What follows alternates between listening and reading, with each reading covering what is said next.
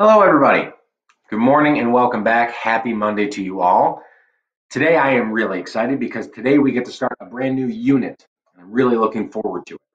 I never get to teach photography, and today I'm going to try my hand at it. So I hope you guys don't mind if I try something a little bit new. Before I get too far ahead of myself, we're not taking any photos today. We're going to start that process tomorrow. Today's lesson is to introduce to you the elements of art and the principles of design. Now, these are very important things that every artist should know about. So I'm going to take some time out of today's lesson to just teach you what they are for anybody who might be unfamiliar. Okay, so today's like a slow, easy intro kind of day. If I were you, I would print out, if you can, these two worksheet handouts that I shared with you in the Google Classroom. You'll see one is titled The Principles of Design. The other is titled The Elements of Art. These are going to be really handy worksheets that give you kind of a visual representation of everything, as well as some definitions. These are great for taking notes either on the front or the back. Today and throughout this unit, you're going to find these really helpful. Once you have those printed out, if you can, I want you to watch the video I shared with you today in the classroom. So continue watching this entire video. It's going to be really, really helpful for you. Answer the questions along the way, and you are welcome to find the answers to those questions on this worksheet or using the slideshow that I just shared with you guys in the classroom. So watch this entire video, answer the questions, submit the code word at the very end. You get full credit for today. We start taking photographs tomorrow. So I hope you're looking forward to it. I will talk to you all later. Good luck. And if you need me, email me. Bye. Good morning, everybody, and welcome back. Today, as we begin a new unit, I want to briefly go over some important information that we will be using throughout this unit to hopefully help explain it a little bit more, make it a little easier to understand. In the world of art, artists have broken down some of the important tools and techniques for creating really interesting and really eye-catching art into two categories. One of those categories are known as the elements of art. I'm going to go over the 7 elements of art here, after which I will discuss the principles of design. To begin, the elements of art, I want you to think of these like the ingredients that a chef or a cook would use when they're making a meal. The elements of art are the ingredients that an artist can use to create art. There are 7 elements of art. They are line, shape, color, value, texture, space, and form. So, regardless of the art that is being made, an artist might use any one or multiple elements of art in their design to create something that looks interesting to look at and unique. So these are the ingredients. You cannot make art without using some of these elements. I'm going to go into more detail about each element here. I want you to review this slideshow carefully throughout the course of this unit. They're going to be really helpful to better understand what it is that we're trying to explore here. Starting first with line. Line is a path that's made by a moving point through space. It is flat and one-dimensional, and it can vary in width, direction, or length. Lines are what artists use to create things like shapes and forms. Lines are really important because without lines, we don't really have any art. So that is the first element of art. After which we see shapes. Shape is flat, it is enclosed, and it is two-dimensional. You can have either geometric or organic shapes. Again, shapes are always two-dimensional. They are always flat, and either geometric or organic shapes can be used by artists in their design to create things that are a little bit more interesting to look at than lines. After shape, we have color. Color is the perceived way that light affects a surface of an object. So depending on the wavelength of light that is reflecting off of an object, you might look at something and say, well, that appears green or that appears red. What you are interpreting is the wavelength of light that is being bounced off of that object. There are 3 properties of color, one being hue, and that's simply the color's name, blue, green, red. The intensity of a color describes how strong and vibrant it is. And then lastly, value describes its lightness or its darkness. Artists will use color often in their artwork to create something that's a little more eye-catching, a little more interesting to look at.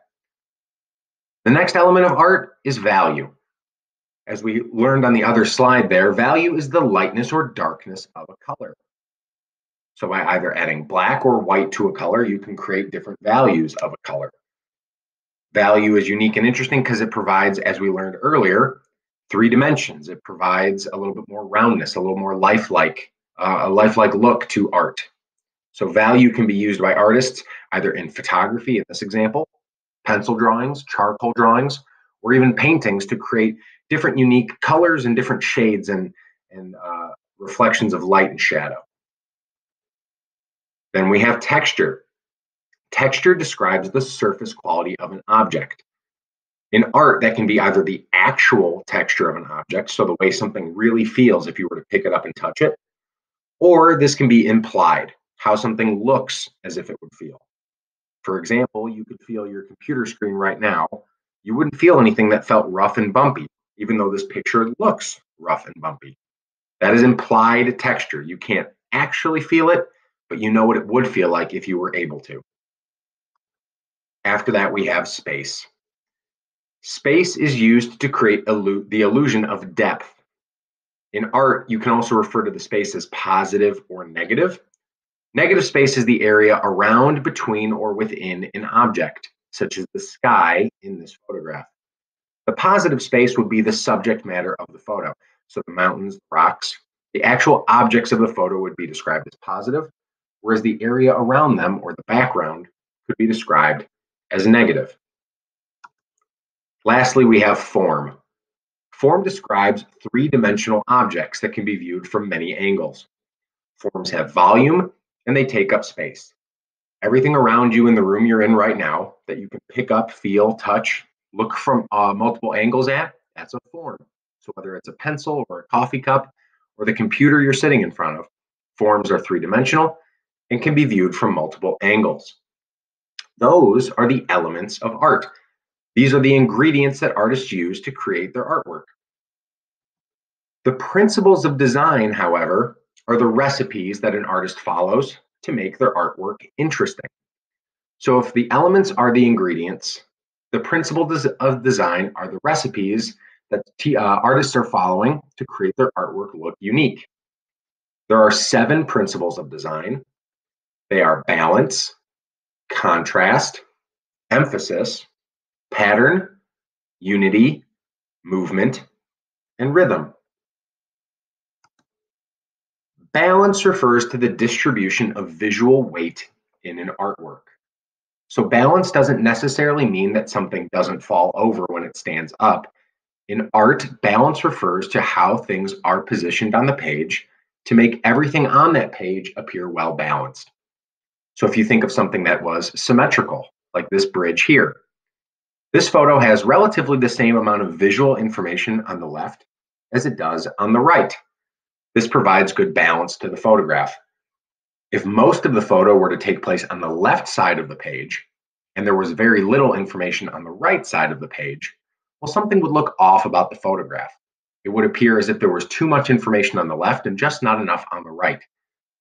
Artwork that looks unbalanced can be unsettling, and it can also look unfinished. Contrast refers to the difference between elements in a composition, like having large and small objects in a work of art, or shapes that are both dark and light colors. In the image that you see before you, there's bright white and dark black stripes applied to this wall. That contrast looks interesting. Your eye is drawn to the unique differences between those two colors. So whenever you see stark differences between two elements in a work of art, whether those be very bright or very dull colors, very large or very small shapes, that is called contrast. It refers to the difference between those two different elements. Emphasis is the creation of a focal point that draws the viewer eye to a particular area of an artwork. If you look at this photograph first, if you look at this photograph, I should say, the first thing that you'll see is the yellow flower. That is because there is a great amount of contrast. A dark background and a bright flower draws the viewer's eye directly to the yellow flower in the middle. This is known as emphasis. If you want somebody to see something in your work of art, you should try to emphasize it and draw the viewer's eye directly towards it. Next, we have pattern. Pattern refers to the regular, repeated use of elements or shapes in an artwork. So you can see here, this work of art repeats kind of a square, like shiplap pattern, like you would see on the roof of a house. The regular repetition of that square shape creates a pattern. Patterns have no change to them. They are always the same. They are always regular and predictable. This is important because pattern can often be confused with rhythm. But in patterns, the repetition is consistent. It's always the same. There's no variation. Unity refers to when all elements of an artwork are working in harmony, meaning they're working together. The elements of this work of art are all supporting one another. The use of similar shapes, similar colors, similar textures of rocks bring this entire work of art together. Everything looks harmonious, everything looks in balance. Movement is how the eye travels through an artwork. When looking at this photograph, my eye is drawn to the eye in the center of the photo. And that is because the leaf has multiple diagonal lines. And those diagonal lines are drawing my eye towards the center of the photo where I see that person's eye. Movement is important because the more an artwork moves your eye throughout it, the longer you're gonna look at a work of art and the more interesting you're gonna find that work of art. If you can get somebody to look at your artwork or your photograph or your sculpture for a long, long time, odds are good they're going to make a connection with it. So movement can be very important. Lastly, we have rhythm. Rhythm is the regular repeated use of elements in a work of art, but with slight variations. This can often be confused with pattern. What makes rhythm different is rhythm allows for slight variations. The example shown here, all of the elements in this work of art are flowers. However, they're different colors, they're different sizes, they're different shapes. That slight variation creates a rhythm. I know what's coming next, but it's going to be slightly different from what I saw earlier. This can create works of art that are slightly more unique and interesting than simple patterns. And artists have a lot more freedom when working with rhythm than they do when working with pattern. So that was a brief introduction to the elements and principles of art. Go into the Google form that I shared out with you today in the classroom and type in the code word munch.